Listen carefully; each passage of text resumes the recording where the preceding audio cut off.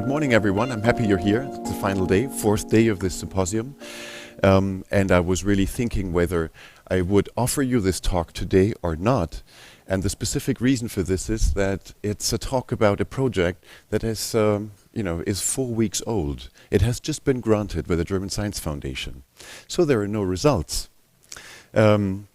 But it is also not only a proposal, it's more than a proposal, because to succeed for the German Science Foundation, you really have to demonstrate that you have taken an effort to get a project granted, so you have to do some research before that.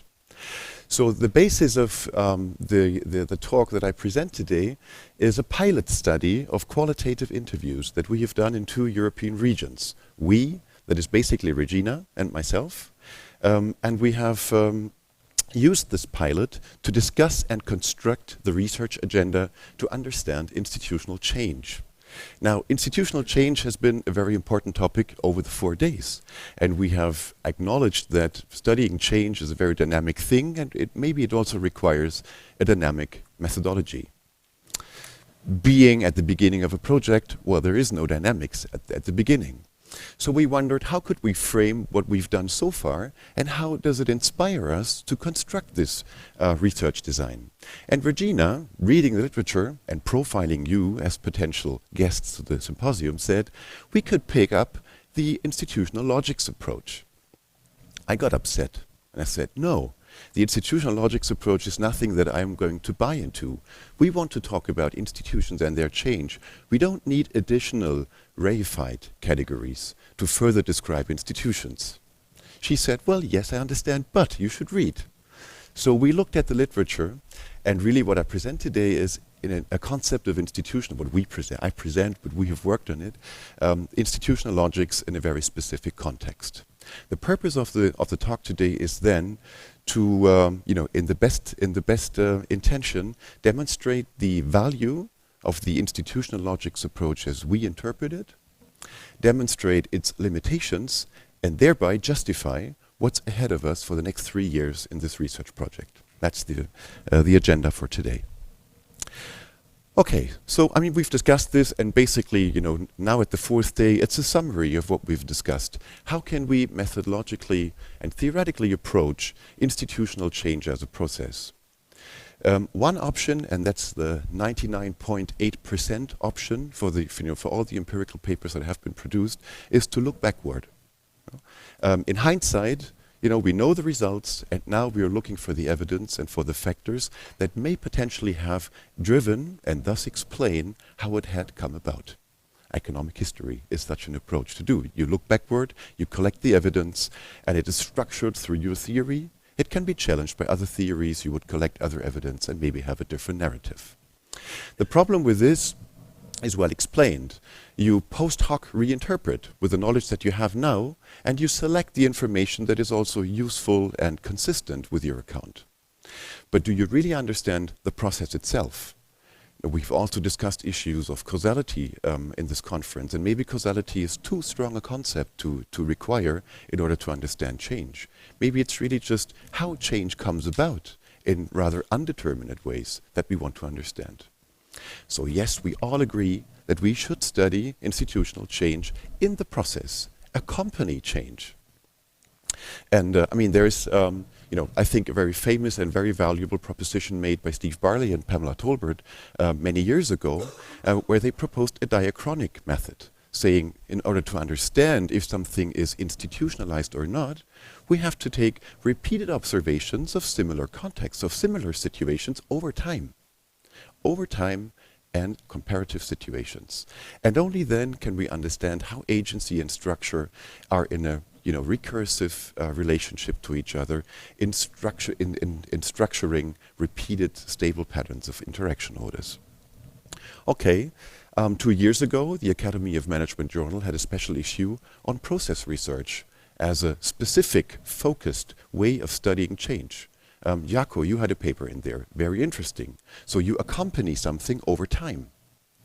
Given the restrictions that we have in money and funding and the pressures that we have in publishing, usually we accompany something over a few weeks, maybe a few months, right? But not over many years.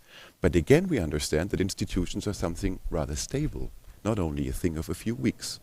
So there are, hardwired limitations to this methodology too.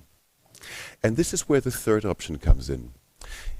Maybe we cannot, in a situation, analyze the mechanisms and process of change in itself because it's only a snapshot again.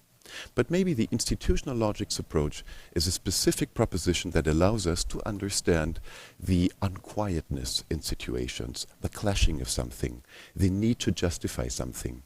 A critical situation, as Rainer pointed out in his talk. Critical situations are situations that are not certain, where you have to reflect upon yourself, defend what you do, or justify why you do it. And this way you reflect yourself and the other challenging thing that's going on. And that's a situation where potentially change may lead to very different outcomes that are undeterminate in the beginning. This is the promise that we take in this first series of pilot interviews that we have done in our research. Okay, then reading the literature on institutional logics, there was a reason I was upset and said, no, we don't do it, because I was really dissatisfied with the proliferation of contributions to this debate. The more papers are produced on institutional logics, the broader grows the semantics around the term, and less clear is it how it is really used. Institutional logics, every paper that uses a term defines it in a certain way. And I'm just quoting Roy. He's not there today. He would have liked it. I don't know.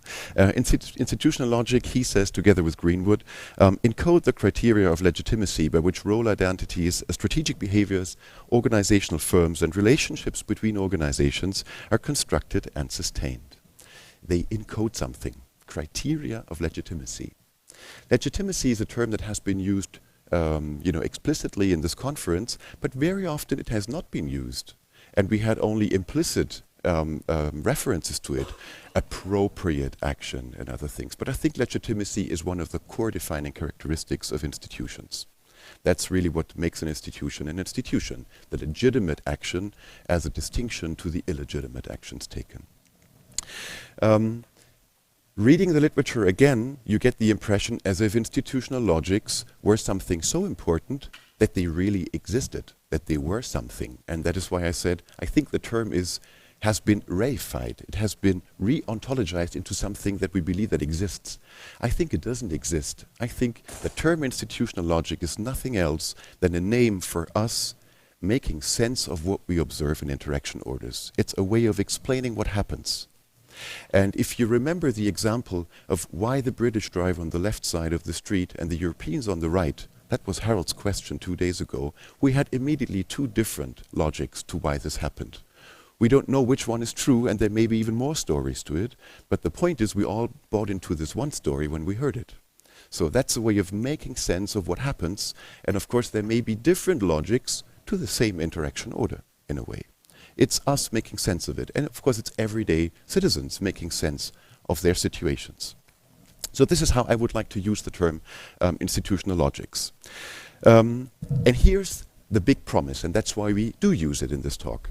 Institutional logics enable us to explicate underlying expectations in observed interactions. And when interactions interaction orders are challenged in some way because there is a variety of institutional logics to how things should be done, or how I should interact with someone else, or what expectation I have towards someone else. That is a moment of potential clash.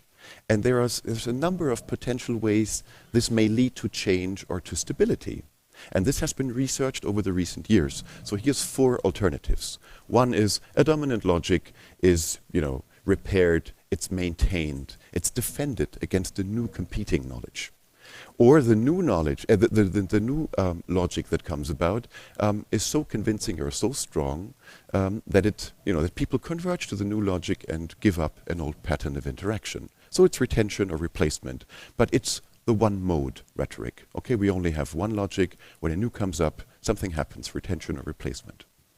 Then there is research in the health sector, hospitals taking care of patients, which is a profession. It's a serious profession to help people, cure people, heal people, but then these hospitals become increasingly privatized and are business organizations that need to manage cost and be profitable for their shareholders. So there's obviously a clash in interests, and this has also been investigated and has been shown that sometimes different institutional logics justifying different interaction orders in similar situations may get merged and may hybridize into a third new logic that comes out of it. They may also exist in parallel and may be used in the same situations, but for different actors in different ways. It's also possible, so parallel institutional logics. And the fourth one, a recent paper published by McPherson and Sauder, a paper that I was impressed when reading, but now I would really totally criticize it. I think it's really the wrong way to move forward, is they treat institutional logics as a portfolio of investment opportunities. So you pick logics the way you wish in order to succeed in a game that you want to win. And they distinguish between home logics and non-home logics. And typically you would pick a non-home logic that nobody would you expect to take in order to surprise your interaction partners and therefore achieve your goal against them. I think that's too loose a concept and too strategic. I think institutions are not about strategy. Institutions are about fulfilling the expectations of others and not winning against them by tricking them out in tactics. And I think here's a misunderstanding I think in the management literature. It's going backward toward competition and rivalry, and I think that's not really where institutions make sense. Okay, so in the literature, the research gap is, okay, we have theorized this, we have discussed it. What we really need is how we as people, as Jaakko says, we are people, not just actors and agents. How do we enact these institutional logics? How does it really work?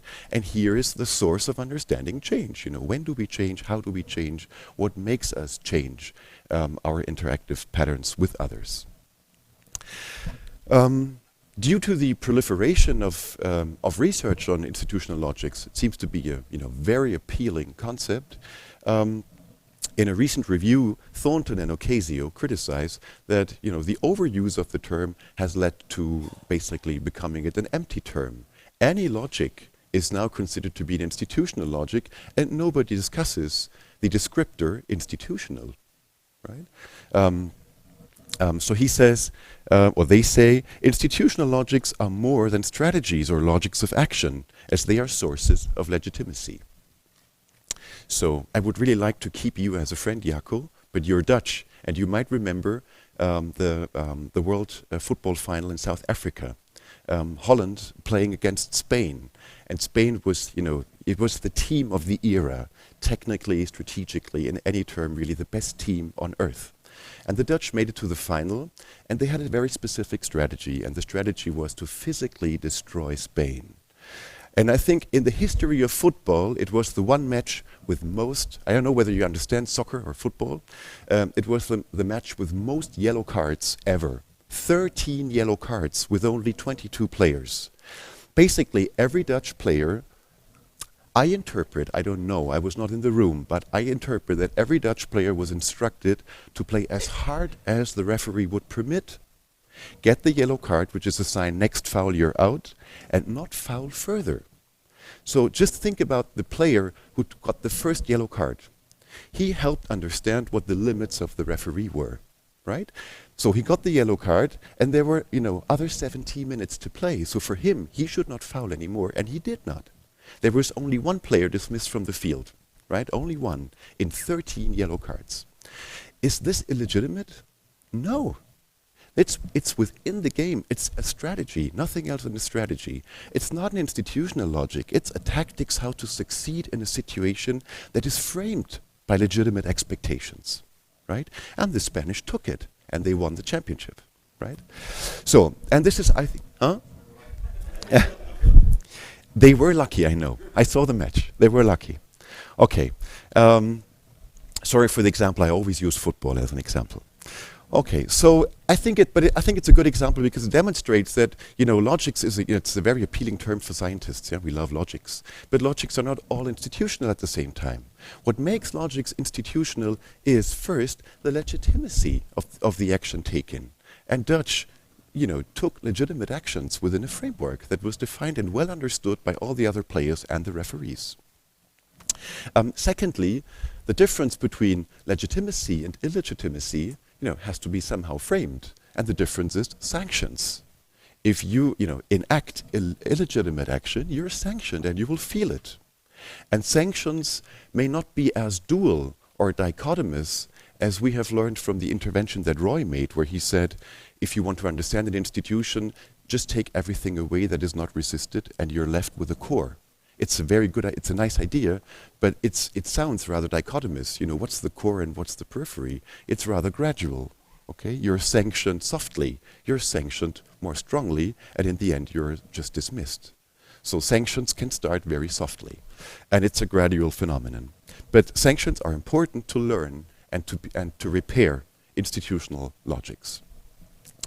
So here's our definition, and there's also, and I'm not sure whether it works, there's also a visualization to it, but the definition should be sufficient.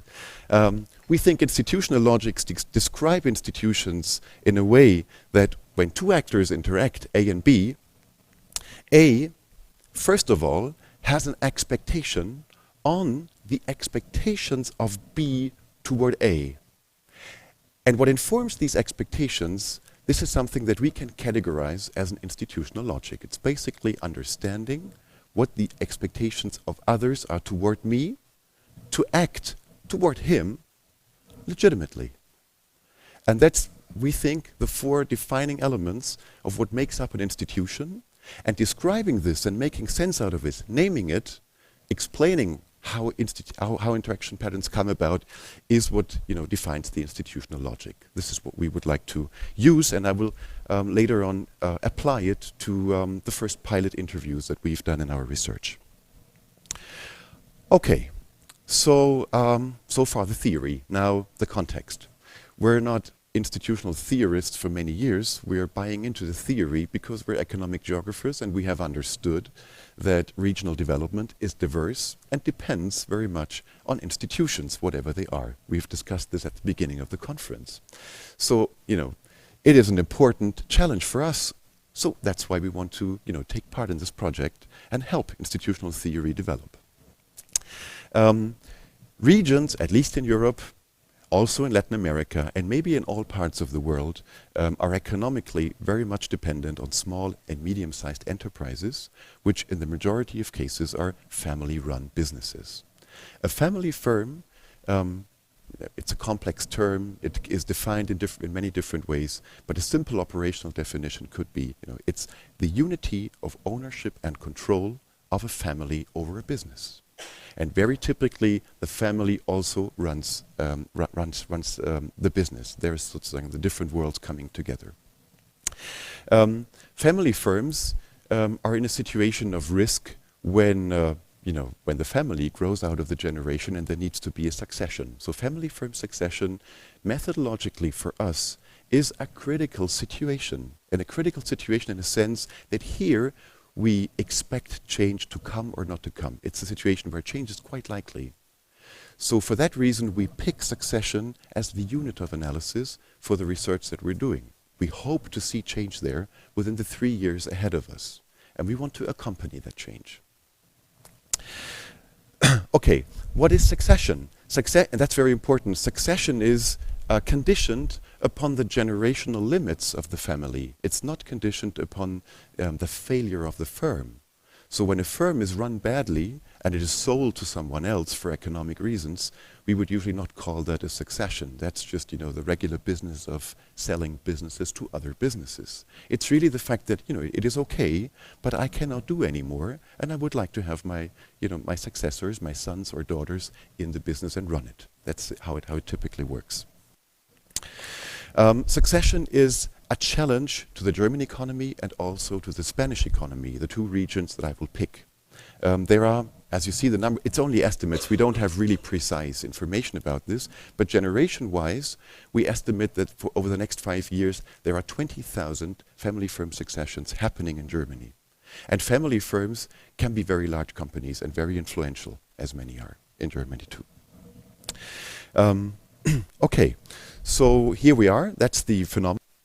how do successors interpret the world in which they are put into after succeeding their predecessors, because they're taking over the entire, as we said, relational ecosystem of the company. But maybe they're just different people, and they have to adapt, or they adapt their environment to what they consider to be the new way of interacting. This is the expectation that we have. And then there is this fascinating so-called succession conspiracy in the literature. Succession sounds so nice. Yes, let's hand over the business to the young generation and they will do better. But the statistics say that only 30% of successions, of family firms, make it to the second generation, and only 10% make it to the third. Not very good numbers in terms of successful succession. Succession seems to be subject or victim to a seeming conspiracy that has been studied over the last 20 years very intensively by business scholars. But when you look at the reasons that I've picked out here, why obviously succession fails, you see that very much the causes for failure are sought in the individuals involved.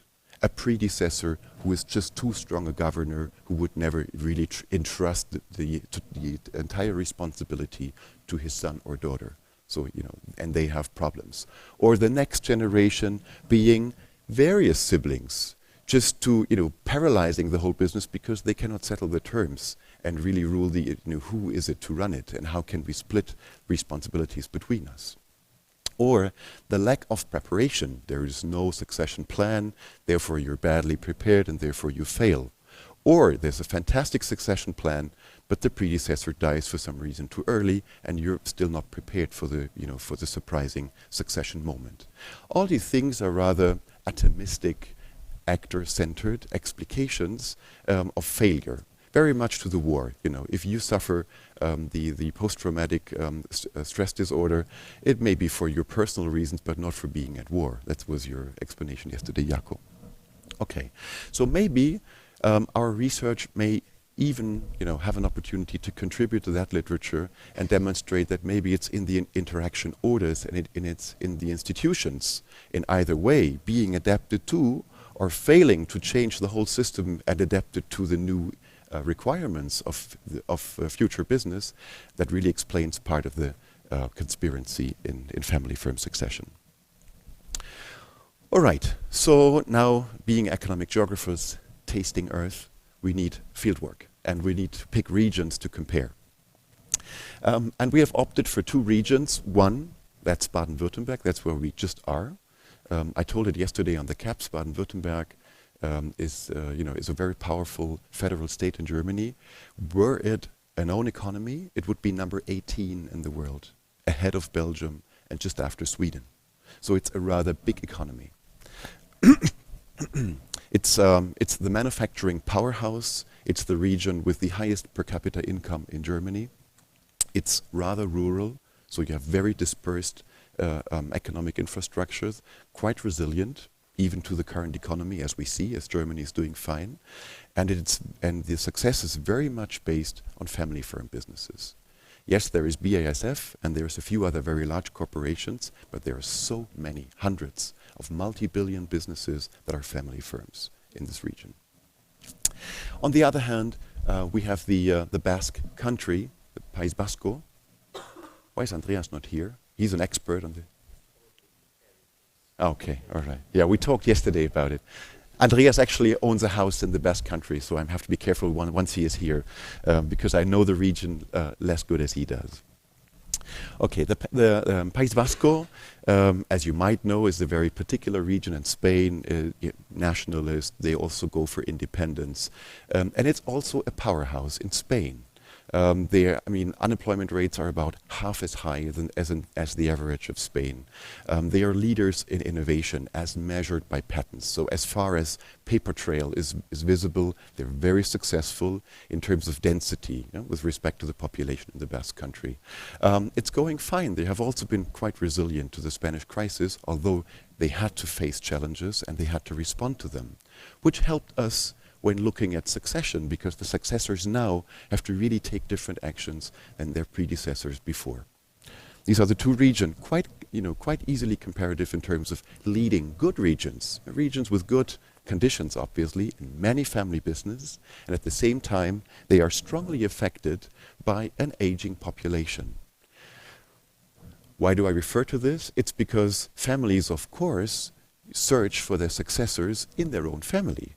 This would be the best way to have continuity in the values and the norms and the order of worth of the family, if you frame it in that way. But increasingly, I mean, the Germans, I don't know the average birth rate or how many children on average are there in Germany, but it's clearly below 2. So it's quite unlikely. And if you have children, very often they are trained abroad and they would not come back to a rural region in Germany to run a machine tool business. So very difficult to find succession within the family, and challenges for both the regions to find new ways to have succession succeed.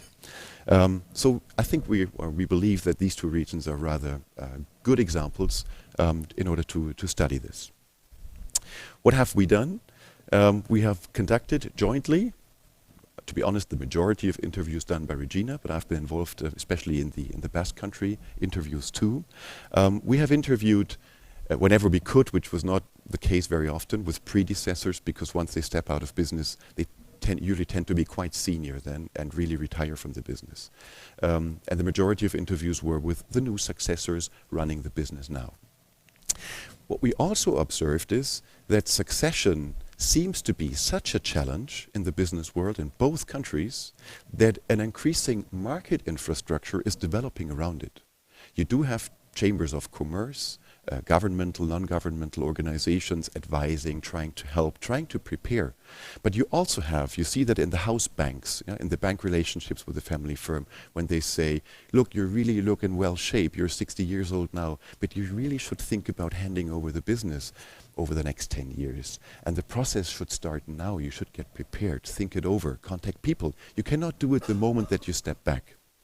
And then there is private consultancy companies that, that feel that there's new business coming. It's market making, gatekeeping, deal making, looking for potential successors elsewhere to have these family firms succeed. So a whole new thing going on here, which is more complex than we currently cover. Okay, so based on these interviews, I'm not comparing the regions for today's talk. I pick from the cases that we have to demonstrate how useful the institutional logics language is to uncover underlying expectations and the logics toward observable interaction orders, and see how this will help us to understand change. That's the purpose for the empirical part. And if I have enough time, I will take 3 examples. One example is the parallelization of coexisting logics. We have a dominant logic, a second one comes, and both coexist. That's the observation that we do. We're not saying that this is representative of an entire region or generally. We observe it in the case, and we are not arguing beyond the case. We're just interested in the mechanisms. So the first one is, and I'm using this language here, first one is the case of what we call the institutional logics of social versus legal contract. Right? In inter-firm business relationships, how do you govern the expectations, reliabilities, and commitments for each party in order to have, a successful business at both sides? One way is to write legal contracts. Really define the conditions and then have them fulfilled. And if they're not fulfilled, you settle or you go to court or do something else. So you have a certainty that you can go for your own rights. The other one is the traditional one.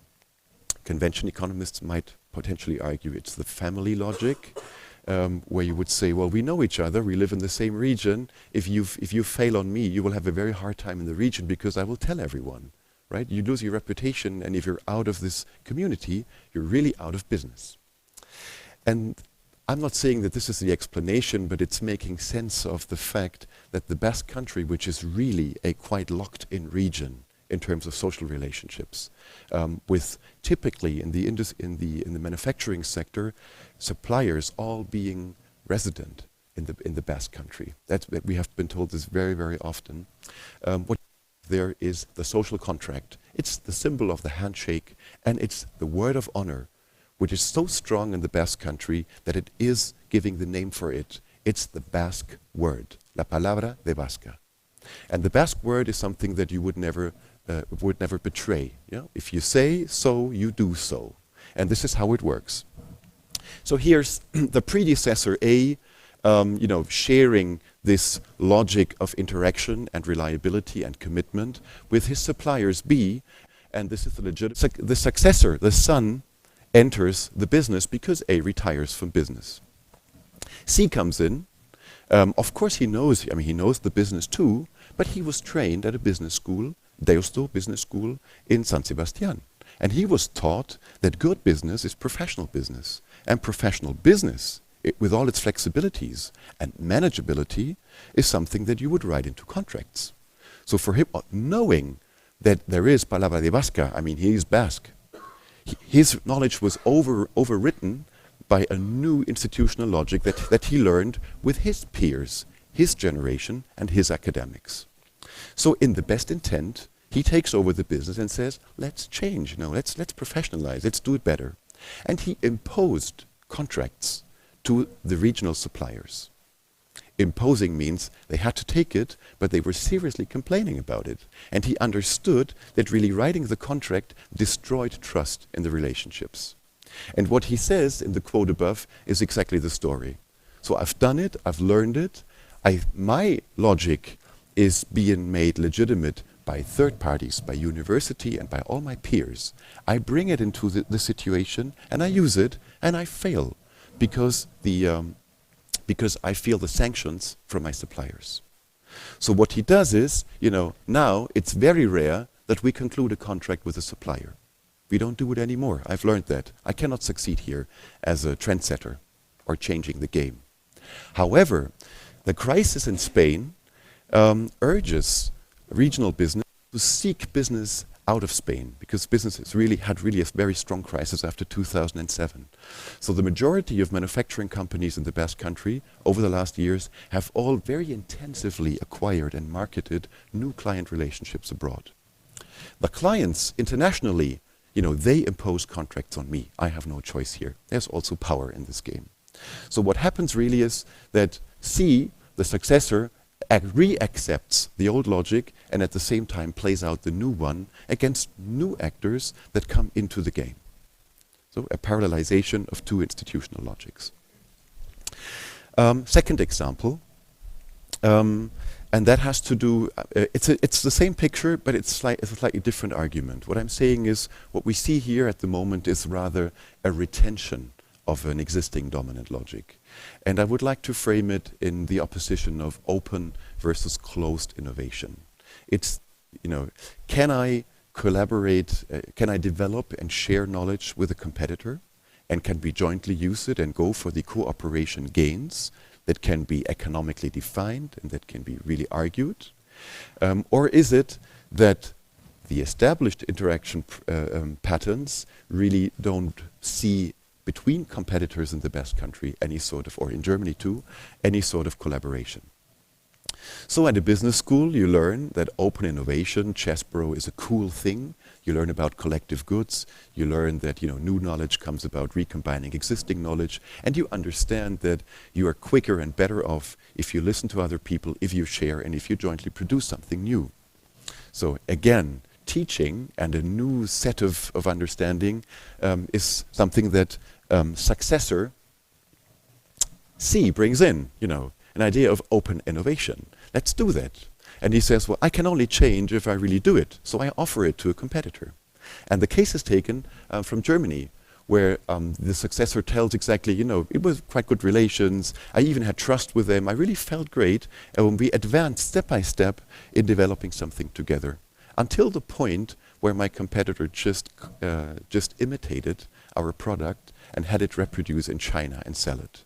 So that was a real, a cancellation of any sort of trust. And it was a bad experience for successor C.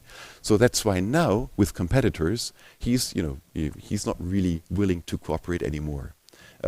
He was sanctioned by his attempt to change the interaction order in that respect.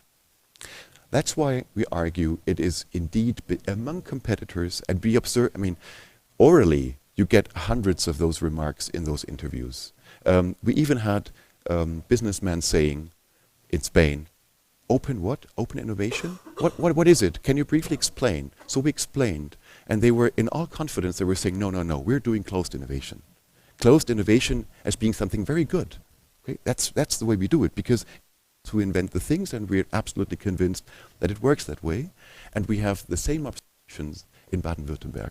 So open innovation is an academic discourse at the moment, which is practiced by large corporations and feed into this, but the practice still is quite different, and the risks are really, really high for small and medium-sized companies.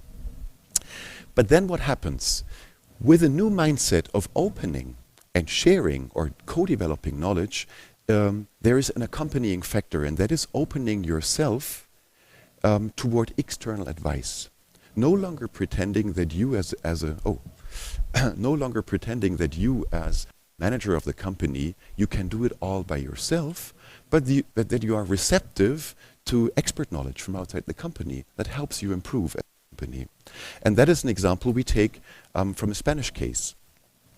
A crane manufacturer, large heavy cranes to move heavy commodities around. Cranes really don't need to be nice or beautiful. They just have to work. But this new successor, obviously inclined to design, brings in industrial designers. And these industrial designers discuss issues of look of a crane for marketing with the engineers who have never thought about it. And of course, there are new conflicts arising. And it's a long quote, but the quote tells you 2 or 3 different examples in how many ways this new successor collaborates and discusses critical firm issues outside the company with service providers, with business associations, and with other organizations. Obviously, opening up the information flow and the search for solutions beyond the company. So I said it's a retention of a dominant logic because collaboration among competitors sustains, but what really happens is an opening towards service providers from for family businesses. How many minutes would I have? 2 minutes? Okay. I skip over this last example because it's basically the same argument again, and it's interesting to collect all these stories. It's whether you make a present toward Christmas, to your clients or not. Something which is very typical in Germany. You make presents and they're really costly, and it is it's an expression of loyalty to a business partner. But now international business, the international logic is considering this increasingly as corruption.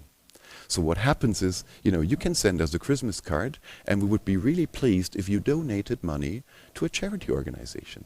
So what they do is writing a card and saying, we donated 10,000 euros to this charity organization that you named on your website. So it's a complete new practice, and it's absolutely within the new logic that basically runs through the entire chain, which is now becoming obviously a new practice. Perhaps becoming a new practice. It's all in the situation that we observe. We don't have the process as a whole. And so were many, many other differences. I mean, this is an endless list of practices that successors reflect in comparison to their predecessors. What is it that they make different?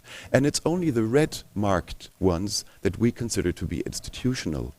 And the others are really only both legitimate different strategies or tactics, both within the realm of existing institutional logics.